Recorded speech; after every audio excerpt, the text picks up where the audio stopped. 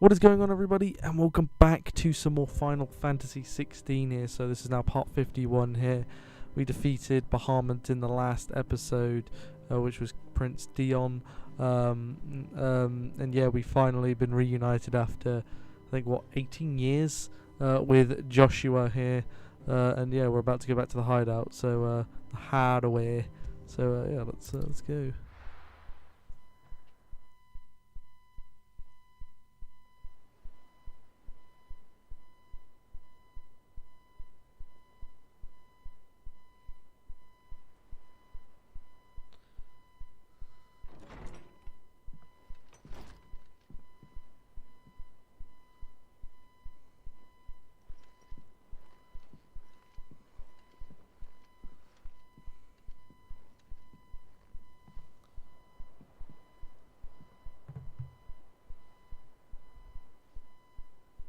How is your brother?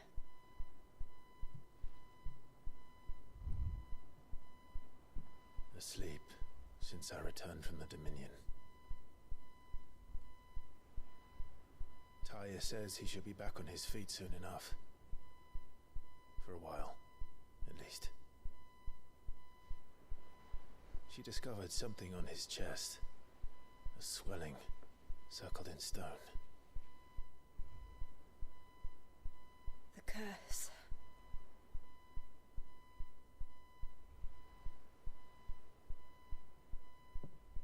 For every mountain we climb, another rises up to greet us, doesn't it? It's never ending.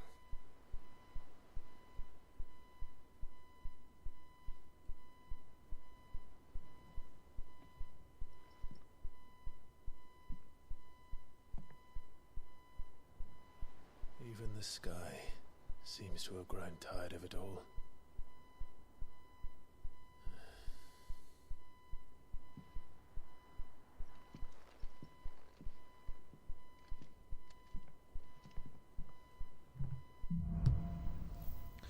Things fall apart.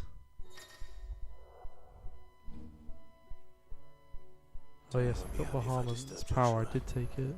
While he rests, I might as well see what Potter has to say.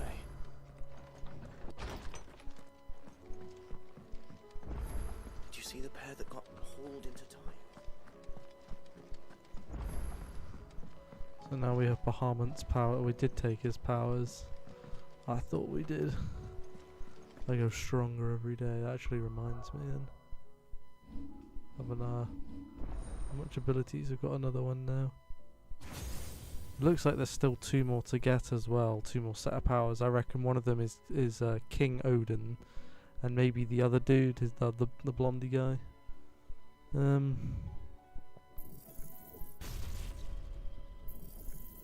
it's like 2,000. Hang on.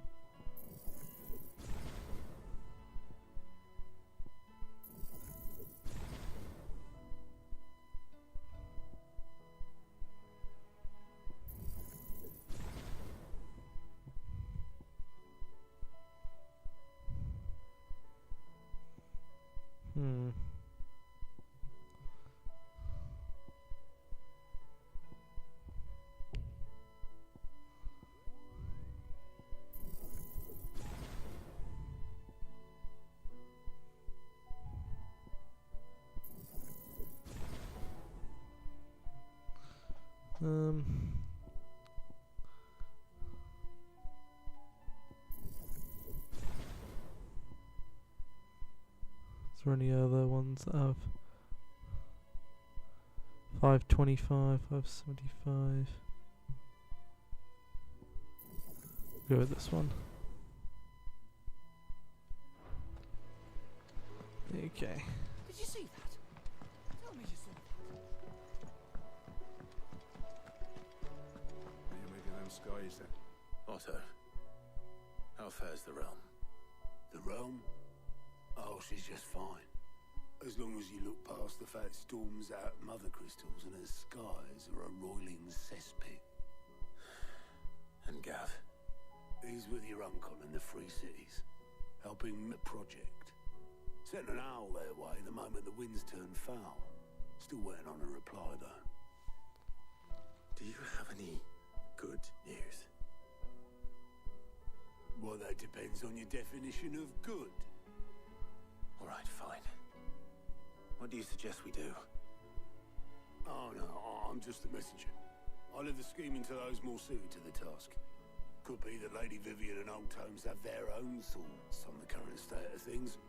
Could be that they don't. It certainly can't hurt to ask. I suppose not.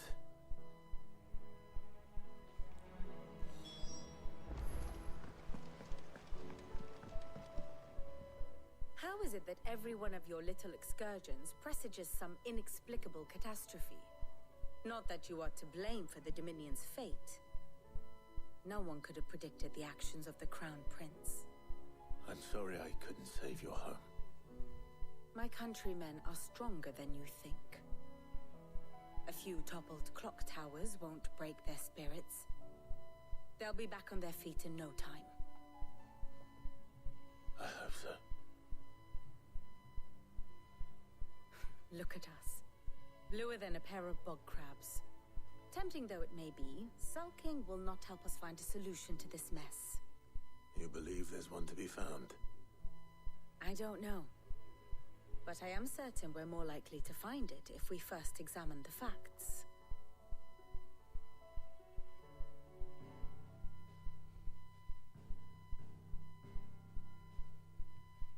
Beneath these darkened skies, fear and confusion reign over Valisthea.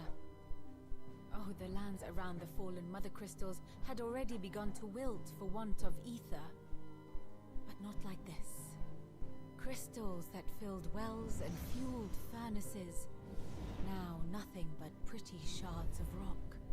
And those that hang from the people's necks cast nary a glimmer of light to keep the dark at bay. It is only a matter of time before the common folk convince themselves that the end of days is upon us. Yet I fear a swift end is more than we can hope for. While most of the world thirsts for ether, the remainder drowns in it, spawning Akashic in droves.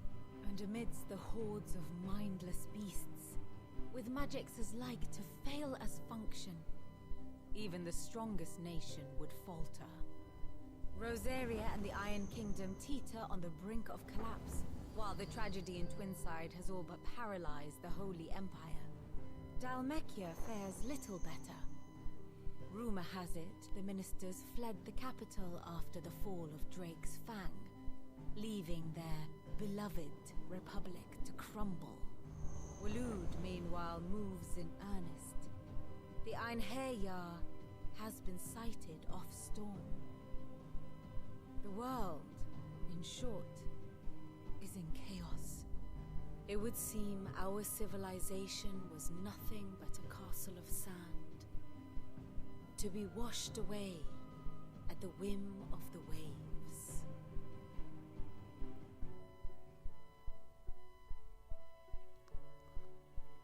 A castle of sand.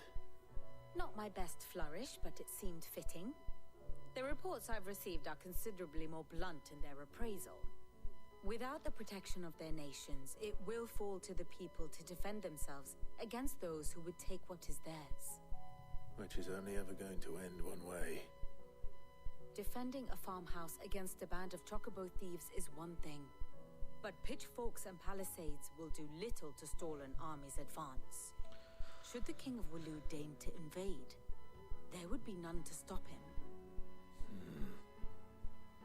None but us.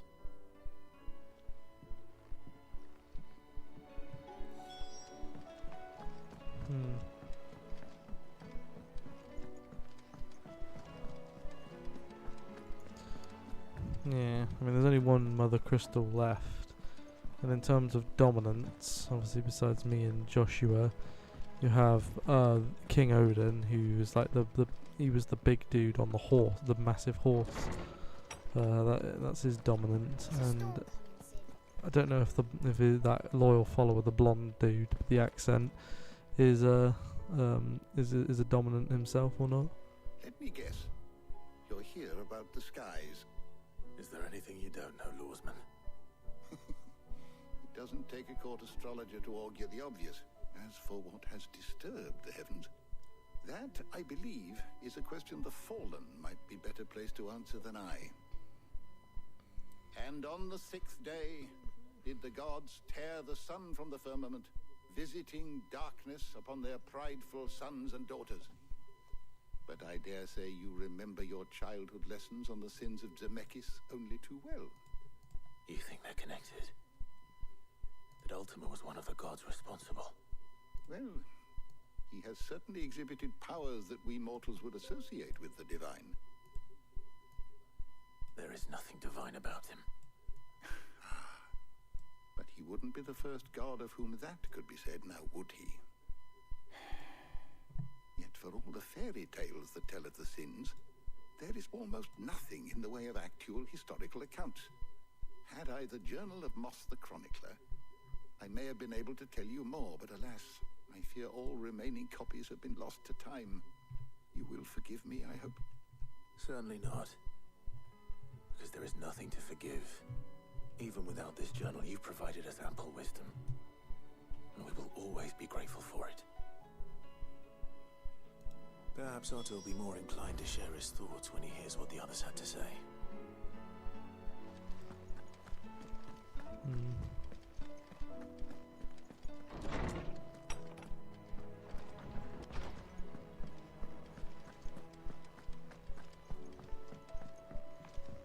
Still quite a bit of this game to go, just less than I'd say less than 10 hours left of the game, of the main story anyway of this game.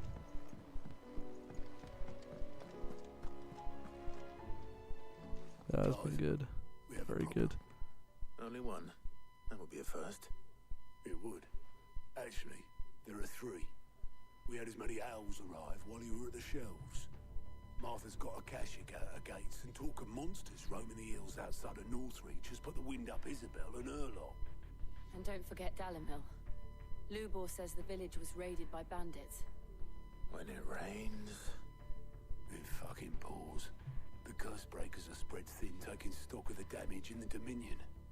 And even if I could get word to all of them, I doubt they'd get here in time to make any real difference. Which means there's only 2 people who can. Jill and I. Let them know we're on our way.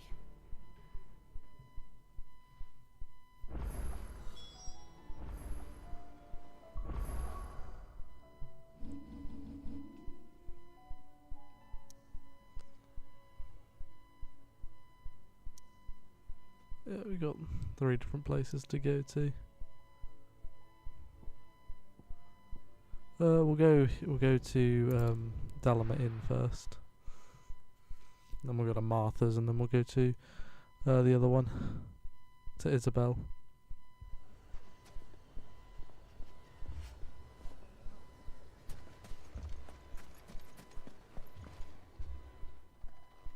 Sid! Your new companion appears much more formidable than your uncle. Should I be worried? You haven't been introduced. Jill, Clive has told me much about you. All lies, I'm sure. Your Stolas said that Dalimil has a bandit problem. Indeed. Although, you're a little late. They left with our food and guild days ago. Any idea where they went? The desert's a big place. Your guess is as good as mine. But the fact is, I have more immediate concerns. What did you say to me? What did you say? Ah, as if by magic. Let's just say we've yet to reach a consensus about how to solve Dalimil's little problem. And at this rate, it won't be the actions of the bandits which prove to be our undoing. It will be our own. I've tried reasoning with the dissenting parties, but even the Desert Hare has limits. Perhaps we could talk to them. What makes you think they'll listen to us? What makes you think they won't? She makes a fair point, Sid. And you won't have wasted much of your precious time if you fail. They're just across the courtyard.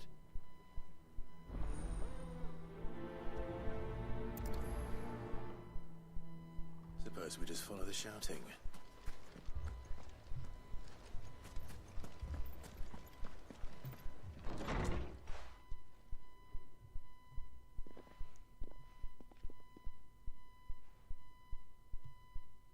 wouldn't talk like that if it had been your men whose throats were slit.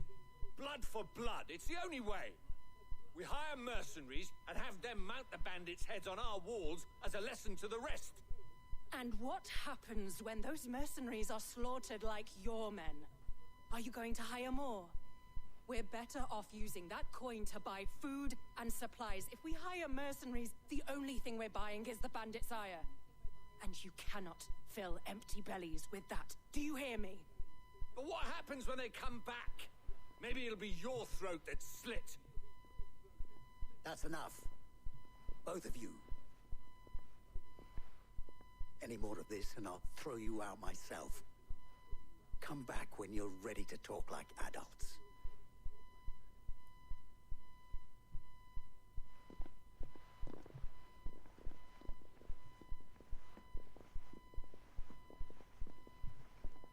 Victor?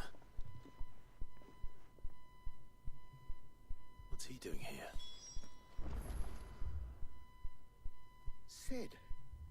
And Lady Jill. What brings you here? I was about to ask you the same thing. Costness is in chaos, and the markets have all but ceased to operate. The Briar's Kiss here in Dalimil is the only place I can reliably obtain supplies. I was here to do just that when Master Lubor told me of his troubles. He thought I might be able to talk some sense into these fools. But if you're here, I suppose his patience must be waning.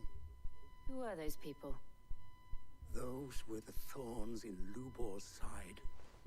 And the reason this place might be headed the same way as Costness. It's these accursed skies. The darkness is enough to drive a man to madness. Or an entire city, for that matter. We're still working on the skies. But in the meantime, perhaps we can find a solution to Dalimil's problems. I hope so. For all our sakes.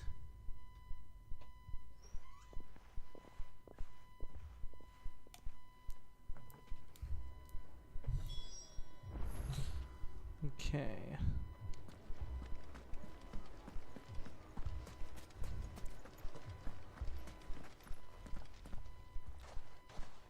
So, you see my predicament? What I saw was a room full of people who were angry and afraid. And with good reason by the sound of it. But if left to smolder, that anger and fear could set the entire town alight. My thoughts exactly. What to do? Both sides wish to protect their homes and livelihoods, if only they could agree on how. But as long as they are divided, we are vulnerable. And if there's one thing bandits like, it's an easy target. What would Sid the Outlaw suggest? Well, if it were my namesake, he'd let them choose for themselves and be on hand to pick up the pieces when it all went wrong.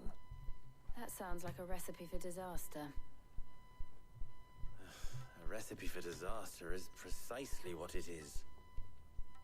But perhaps that realization would be enough to make them question the ingredients. While it's plain neither Conrad nor Natalie will countenance the other's proposal, it may still be possible to make them doubt their own. Before presenting them with a third option.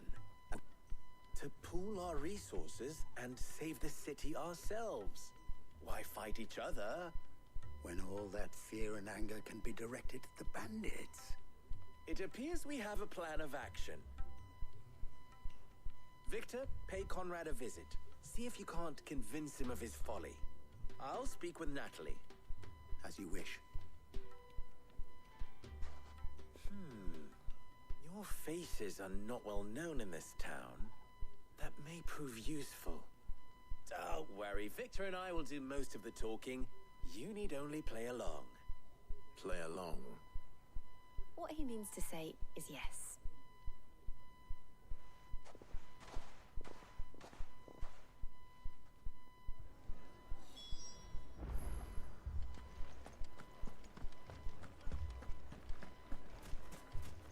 Picture it.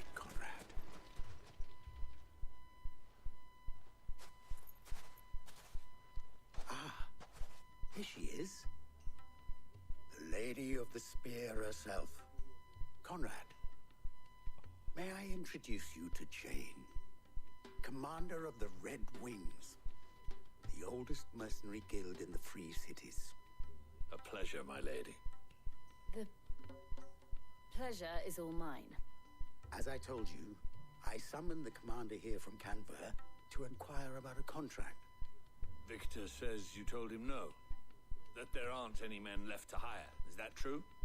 True as the crystals cracked. Nobles came and claimed every last one worth his salt. And not just from us Red Wings. You know of the 7 high houses. There must be 2 swords assigned each one. Granted, we have a few boys left. If it's boys you're looking for. Well, Conrad, are you saying that Dalamel's finest cannot defend this town better than a gaggle of unblooded striplings? That a band of beardless youths could better avenge the deaths of your brave men than you yourselves? Absolutely not. We'll show those bastards who they're dealing with.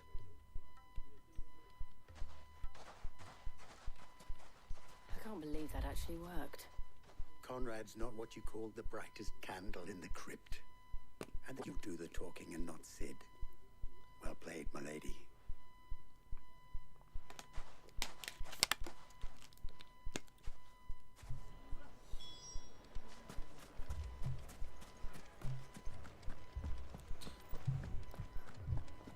Okay, so yeah, we're kind of like tricking them, but for the good of the town. If I had my pickaxe, I would. Let me just go be part of this conversation. I'll probably leave it there for this episode. Something. Ah, here he is now. Natalie, allow me to introduce Lord Underhill of Randalar's prestigious League of Merchants. Lord Underhill. At your service. Underhill. I was just telling the good lady of our conversation, my lord, and how you were lamenting the state of the capital's stores. Lubor says that not only are the granaries almost empty, but that war and the Blight mean this season's harvest won't be enough to fill them for winter. Indeed, certainly that is the case. The nobles in the capital are buying up the city's stocks of barley and wine, driving the prices higher than most commoners can afford. It is only a matter of time before the peasants revolt. It is worse than I thought. If what Lord Underhill says is true, I fear we have little hope of supplementing our stores, meager though they regrettably are. And while I applaud your endeavors to dissuade our more bellicose citizens from seeking vengeance, I sense Conrad is not wrong in his assessment of the bandits' likely return.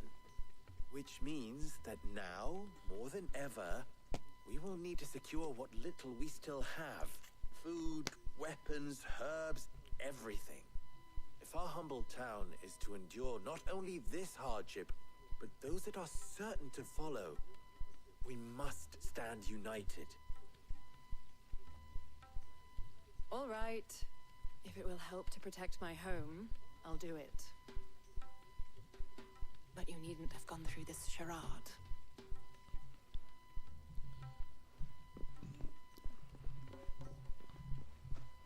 Thank you, Clive. Your performance was nothing if not workmanlike. She saw right through it. I didn't say it was good, merely that it produced the desired effect. Now, my scouts should be returning shortly. Meet me back at the Briar's Kiss, and we shall see what we face.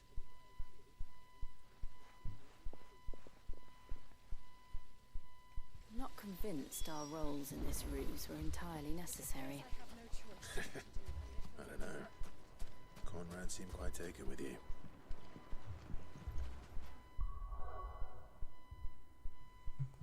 You know, I'll end this episode here and we'll continue this in the next one. So thank you guys so much for watching and I'll see you next time. Bye.